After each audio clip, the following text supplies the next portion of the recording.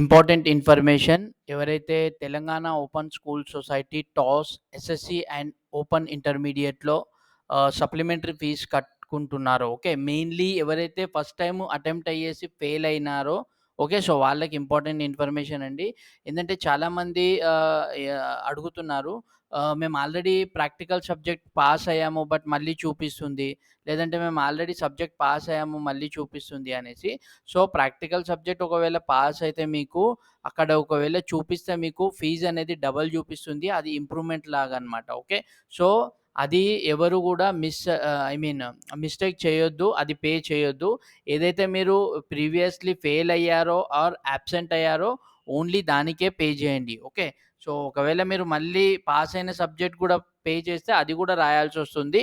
So, చాలా కేర్‌ఫుల్‌గా మీరు పే చేయండి. ఈ వీడియోని మీ ఫ్రెండ్స్‌తో షేర్ చేయండి. చాలామందికి అర్థం గాక డబల్ డబల్ పే చేస్తున్నారు. Thanks for watching easy admissions.